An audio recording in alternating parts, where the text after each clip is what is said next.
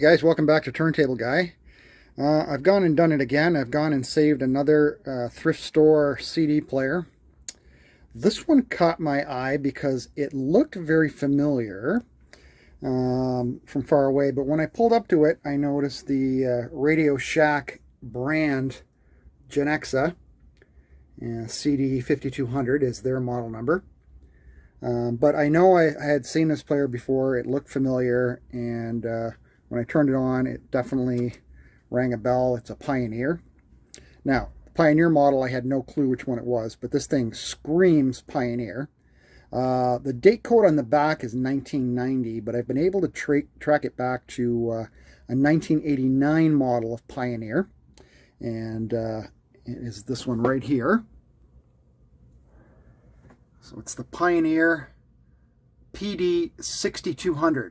So it is absolutely identical to the Genexxa that's on the bench there.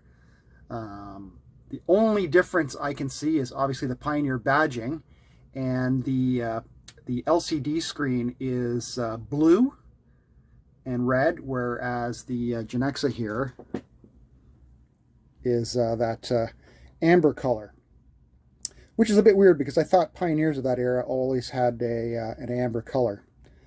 But anyway, this Pioneer is, or slash Genexxa, is third from the top of the line for that model year.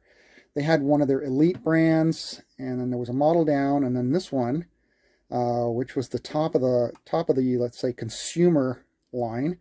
It has an 18-bit DA converter and with 8 times oversampling, and we're just open it up here.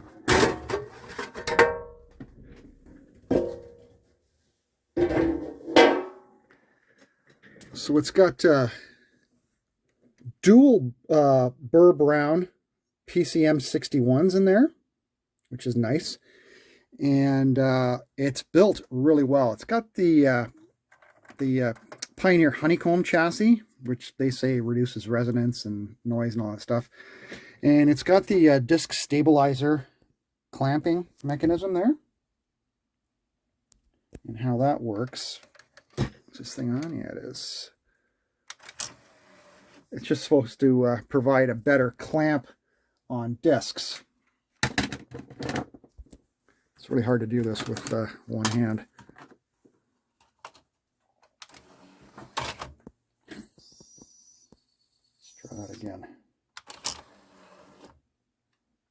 It just looks like a much bigger clamp. There's that circular part right here. So it must stabilize the disc better. I don't know. Pretty fast reader. Plays well. Just thought it was kind of interesting that, Radio Shack. Now, I don't know if Radio Shack, I don't think they had gone out of business in Canada in 1990. I think they were still Radio Shack.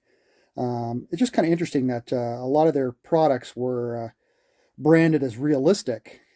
Some as Optimus, and this one here as Genexxa. Does that mean Generation X? I have no clue. Let's look at the spec of this thing here. So here it is, the Pioneer PD-6300. It's showing as 89, but on the back of this unit it says manufactured in 1990. So there's those dual Burr Brown chips, 4:20, 96 dynamic range, and a pretty nice signal-to-noise ratio of 104 dB. The service manual and instruction manuals are available for it. So anyway, let's have a really, really, really quick listen to it, because don't need any copyright strikes.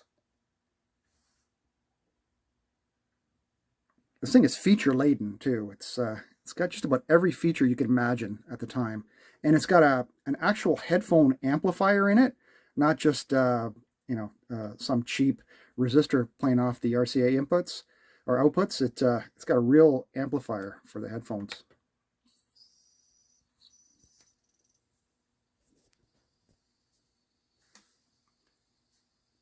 Well, you know what?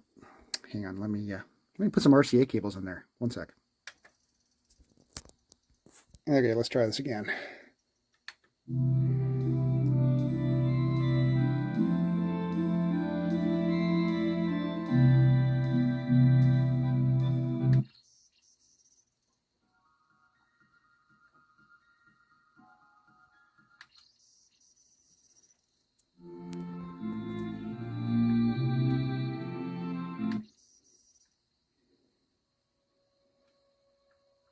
Search.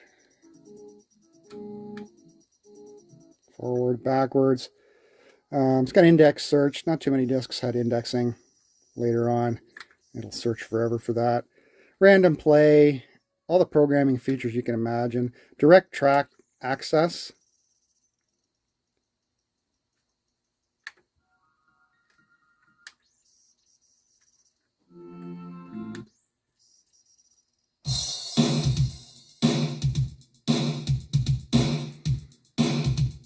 It's got a fader on it, which is really cool. Check this out. So if you press fader, am I doing this right? Oh, fader out. There we go. So it'll fade it out, which is kind of neat. Then it'll put the disc into play, or into pause, sorry. And then if you want to fade it back in, push that button.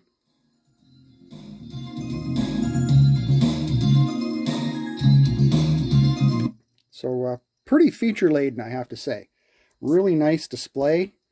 Cool pickup, I gotta say. This one was 10 bucks, and I've already given it the complete cleaning. The only major problem was the headphone jack, or the volume control for the headphone jack. It was absolutely filthy, but a little deoxit took care of that. It's all name brand, high quality Japanese capacitors on the board, so no need to recap. And what's really cool is these are the RCA outputs here. It has a digital output, so if you want to run this thing with a modern DAC, you can just run out a coaxial to your favorite DAC, and you've got a nice transport. So there you go. This is the Genexxa Radio Shack CD-5200, but it is actually a Pioneer PD-6300. Why they wouldn't call it the same thing is beyond me, but that's Radio Shack branding for you. Anyway, another CD player saved from the dump. Thanks for watching. Bye. Before I go, this was also sitting on top of the CD player. It was taped on there. It's the full-featured remote control. Now, what are the chances of finding an actual piece in a thrift store with the full remote? So that's another bonus. So that's the actual remote, and it's identical to the Pioneer one. Bye.